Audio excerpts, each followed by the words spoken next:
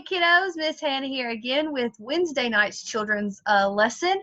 But let's go ahead and I'm going to start off with prayer tonight. That way I don't forget at the end because I have a lot to go through tonight. We're going to learn about two of Jesus's miracles tonight, but you will see why I'm doing two in just a few minutes. So if you would just bow your heads with me, and we're just going to say a short little prayer before we get started.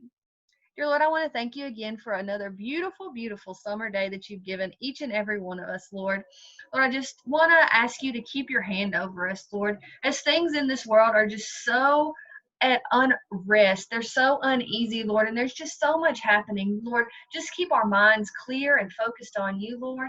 Just be with each and every one of our families, Lord, that we're still struggling, Lord, with this virus and with everything just going on in the world. Like I said, it's just so much unrest and so much unknown, Lord. But ultimately, we know that you are in control and we can rely on that, Lord, and to give us peace each and every day, Lord.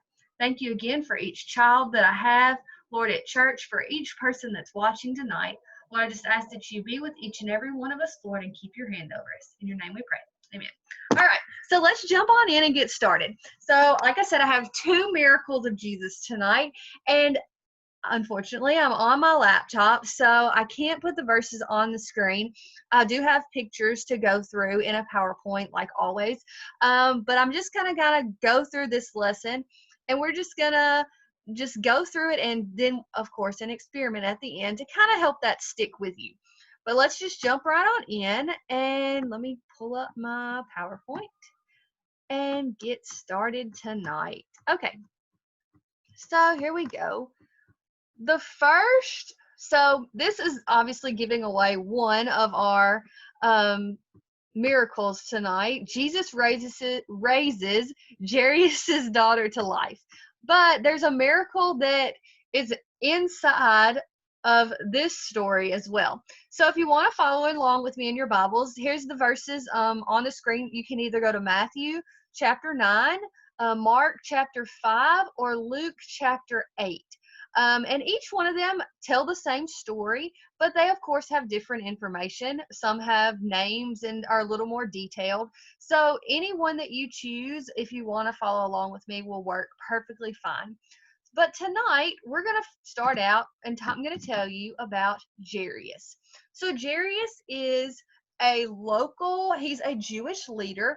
He's a leader in the synagogue, which is like their church.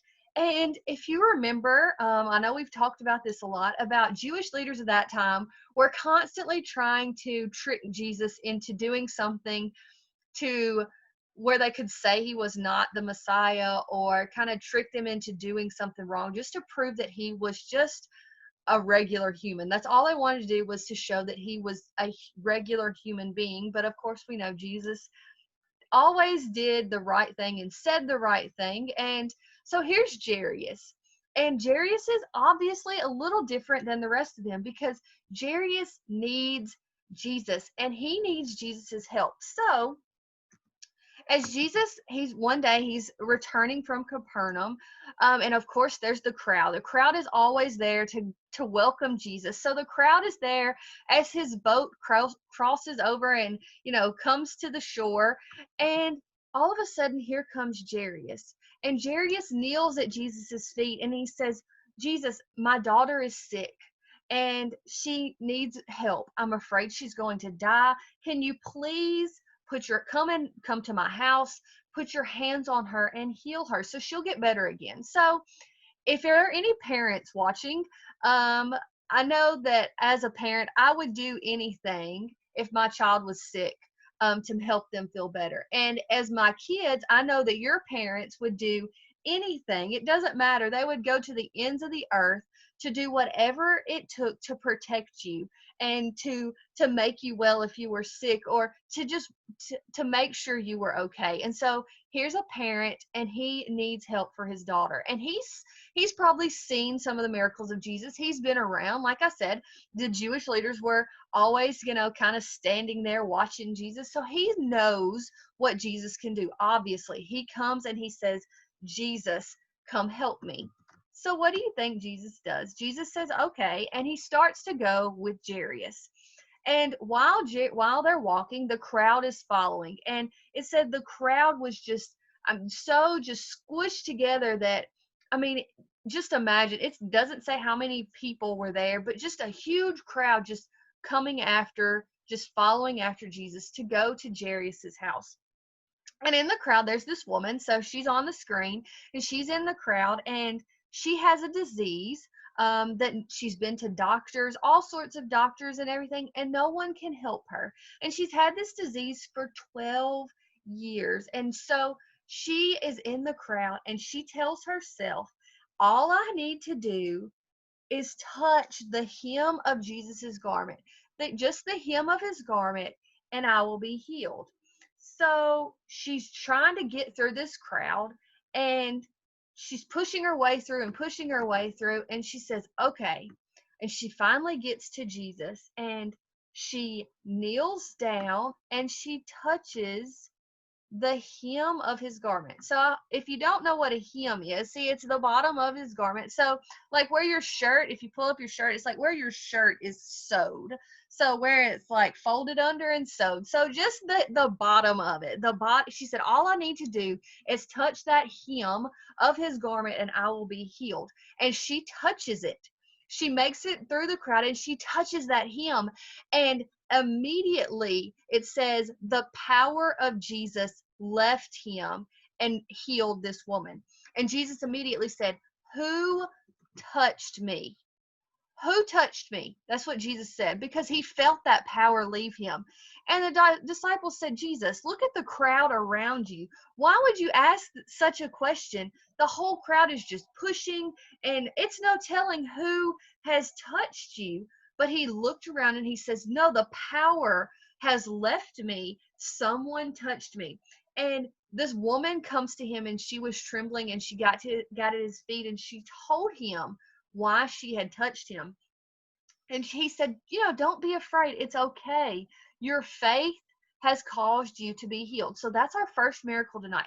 All this lady had to do was touch the bottom of his cloak. All she had to do was touch the bottom of what he was wearing, his clothing, because she believed that's all she had to do for that healing to come. And guess what? It happened. And Jesus said, you know what? Your faith has made you whole. Your faith has healed you.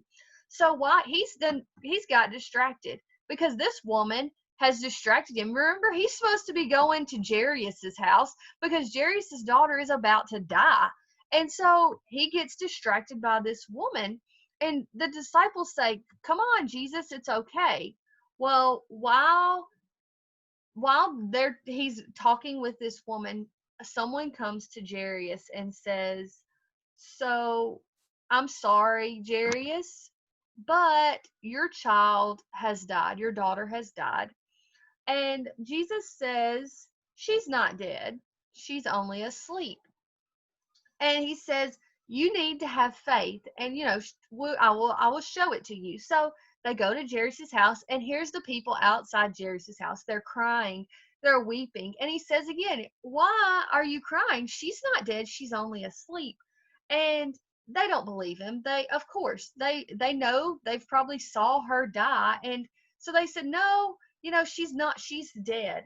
So Jesus asked everyone to leave. He asked all of them to leave, and he goes inside the house. He takes 3 of his disciples, Peter, James, and John, and he takes the girl's parents. And they go inside the house. So here's his disciples and her parents standing there. And he goes into the room where she is, and he lays his hand on her, and he says, get up.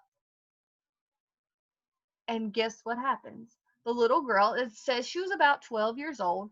She gets up and starts walking. And Jesus tells him to get her something to eat. And so, can you imagine? So there's 2 miracles just so quick within, it doesn't say how far Jarius lived from where Jesus came in from Capernaum, but he not only healed this woman, but he raised a girl from the dead. And in a matter of, probably an hour or 30 minutes, it doesn't say, but Jesus has the power. It's amazing the amount of power Jesus has. And let me go back to my screen. So that is what we're talking about tonight. And we're going to have a little experiment. But the woman that had the disease where she touched Jesus, she had faith that Jesus could heal her, and she didn't have to go to him and say, Jesus, heal me, I need your, I'm sick, because she knew all she had to do was touch him and she would be healed. And like I said, this little girl, she had died, and the people saw her die, and they were outside of the house and they were crying and weeping, and because they saw the little girl, they knew she was sick, and she had been sick for a while, and her dad had come to Jesus and said, Lord, I need you to come now and heal her. And while Jesus was on his way, he healed the other woman. He got distracted, and so he probably thought, oh no, it's too late. And have you ever thought that you needed something? God has, you've got a problem ahead of you, and all of a sudden you think, well, so much for that. I've prayed and asked the Lord to come help me, and now it's too late. But you know what? For God, it's never too late. God is never early. He's never late. He's always on time. So remember that. Now, he had to said, now, do you have enough faith? Because your daughter's only asleep.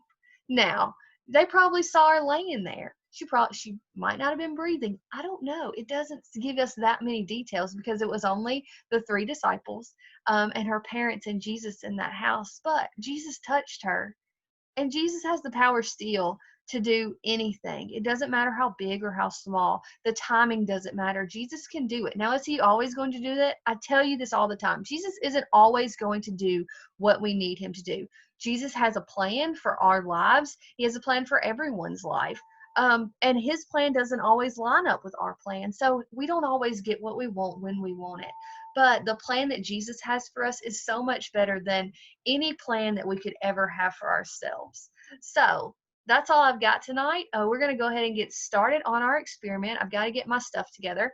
If you want to do it with me, you need a balloon, or wait, 2 balloons actually, 2 balloons, a candle, and a sink, but you really need water in order to put some water in the balloons, or one of the balloons. So we're just gonna I'm gonna go into the kitchen and do that tonight for y'all. So if you want to do it, you're more than welcome, or you can just watch with me. So just give me a minute and let me get my stuff together, and we will get started on our experiment tonight.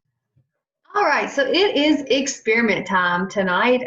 So I have a couple balloons here already blowed up, and you see I have, excuse me, I have my candle already lit. So if you would like to do this with me, just make sure you have an adult or an older sibling that you can trust with fire. So I have, like I said, balloons, and they're already blowed up. Kenzie's here with me tonight. She doesn't want to be on camera.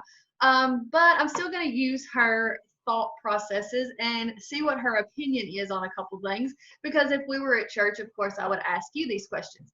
So tonight we learned about a lady that was sick. She had been sick for 12 years, and a little girl that was sick, and both of them had probably seen numerous doctors. We know that the lady with the issue of blood that touched Jesus's hem, we know that she had been to every doctor and no one could help her.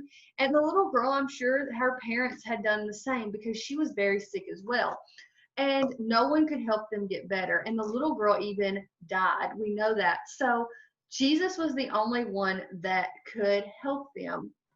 We know Jesus has power to do anything. He can help us with anything, sickness, and he even helped the little girl overcome death. He brought her back to life. He actually said she was just sleeping. So we're going to do some experimenting with balloons tonight. So, Kenzie, I'm going to need your voice so you can just be off camera and answer my questions. What do you think will happen if I put a balloon over my candle here? Okay, Kenzie thinks it's going to pop. So let's see what happens. So just don't scream, Kenzie, if it pops. Okay, so Kenzie was right. My balloon popped. Oh, and my candle went off. Hang on. Light my candle back. All right, so my balloon popped. Now, do you Now, do you think there's anything that we can do, Kenzie? You think if I put another balloon over there, is there a way you think I could hold it over that candle that it won't pop? I know you've got another balloon. Do you think that there's anything I can do with this balloon differently to hold it over the candle that it won't pop? Hold, okay, that's a good idea. So we'll try this end. You ready?